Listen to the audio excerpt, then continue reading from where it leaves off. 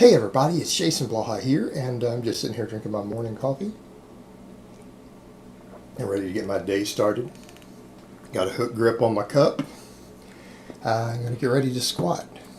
So I thought today I would cover first thing this morning a very complicated topic, but I want to bring it down to a level that most people can understand. Because this kind of gets complicated. When people start talking about doing things to improve and get a more efficient bar path, you get people who say, well, hey, isn't that just helping you lift more weight and making a lift easier? How is that different from just using a partial rep to lift more weight? And yeah, I mean, a lot of strength athletes talk about that, and they learn different bar paths so they can lift the most weight. Isn't that cheating? Is it really going to stimulate more growth? Because, shouldn't you be trying to make a lift harder? How does this affect injury rates? And this is actually one of the more complicated topics. So again, let's bring it down. There are usually a couple of ways that we can increase the weight that we lift on a bar at any given strength, any given amount of muscle mass, and all of that. What some people will do to lift more weight is obviously they start reducing range of motion. Right? If you just reduce the range of motion, you can lift more weight. And the question becomes why? Well, it's twofold in nature. Number one, it takes less force, less energy, less work to move 300 pounds 12 inches than it does to move it 15 inches, right? Moving 300 pounds, an extra 3 inches on every rep, requires more energy. Therefore, arguably, it should be easier, so you should be able to lift more weight for that shorter distance. But also it has to do with, again, lever arms, moment arms, because there are points of a range of motion on any exercise, and it's more simple when you're dealing with a single joint exercise. But most of us, irrespective of goals, if we have any sense, are going to be using mostly big compounds, so it can get a little more complicated. But there are points in the range of motion where you can't lift as much weight, and it has nothing to do with muscle fiber recruitment. In fact, that point where you can't lift as much weight might be a point where you can recruit the most muscle fibers, depending upon the exercise, right? But it has to do with the angles in the bones and everything, putting you at a mechanical disadvantage, just like jacks and levers and teeter-totters, and you guys think of that stuff. Think of it in that perspective. That absolutely matters. So by reducing range of motion, you can lift more weight through two different mechanisms. Now, the problem we run into is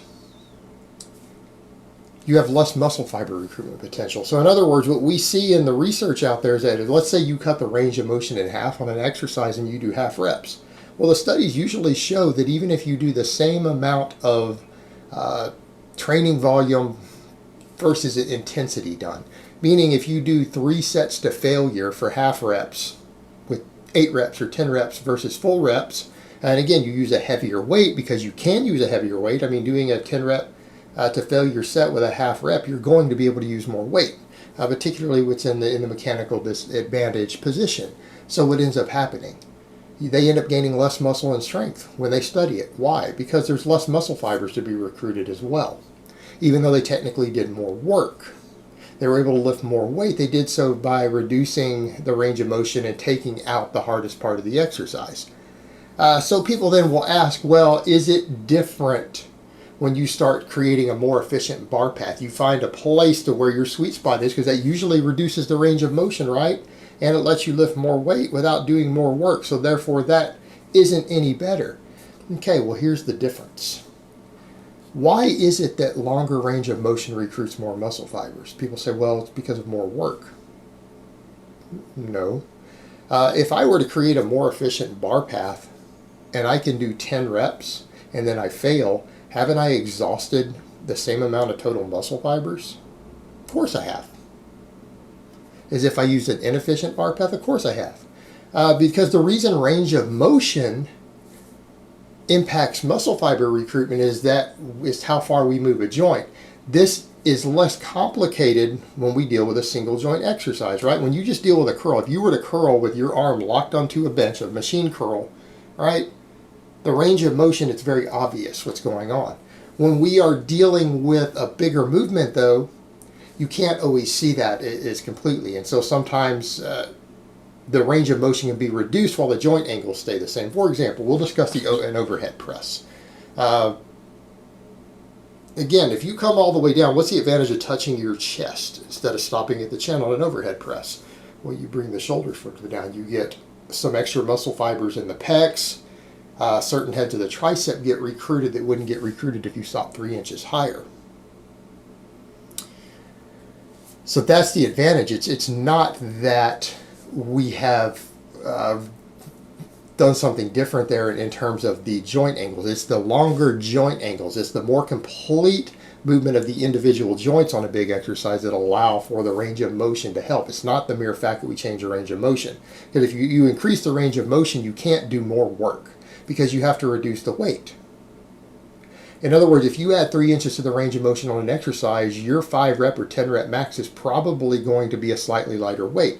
You're going to end up doing, as far as the muscles are concerned, the same amount of work done in regards to that, particularly if you're maintaining the same joint angles and you just find a more efficient bar path. Versus, let's say if you pull into the chest here on an overhead press. This is one exercise to where pushing in a straight line and using your body might reduce the range of motion an inch or two, right?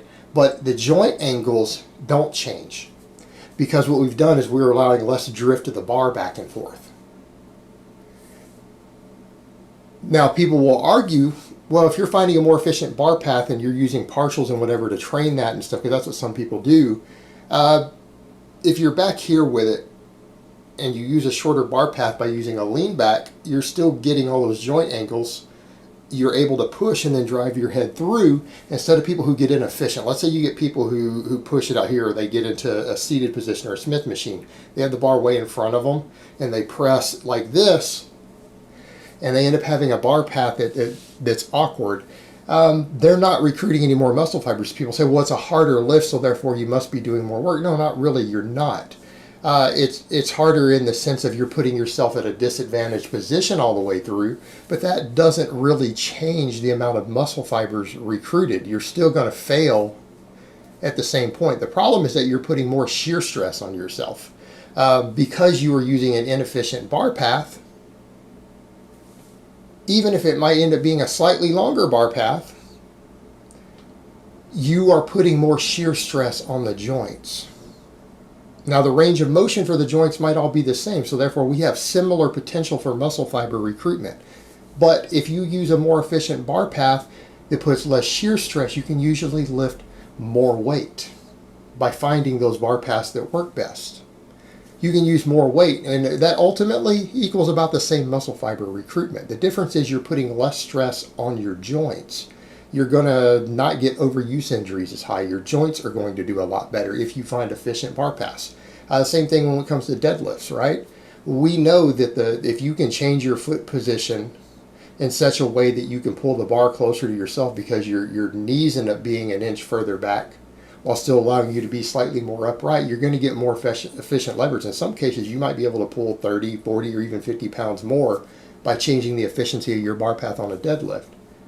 Now, when you start looking at the shear stresses on your back and other stuff, that extra weight in that case is coming with a lower injury risk because it's less shear stress and it's easier to recover from because shear stress makes it harder to recover from. You see people talking about the overhead press makes their shoulders hurt when they do a standing barbell press or a seated barbell press. Usually seated ones actually put you in the most shearing stress. It's because they're using an inefficient bar path. You're going to get lower injury rates and your connective tissue and joints are going to recover better if you learn more efficient bar paths.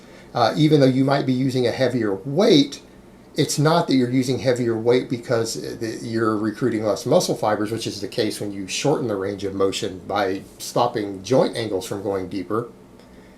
In this case, it's because you're creating less shear stress that your body has to work against, and now the muscles can just work on moving the weight through that best bar path most efficiently. Now, that is one of the reasons why you see a lot of strength athletes use partials.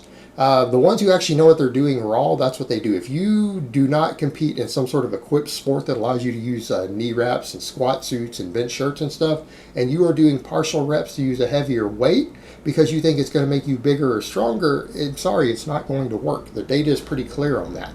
Half reps produce less muscle and less strength even with the same amount of exertion, even taken to failure.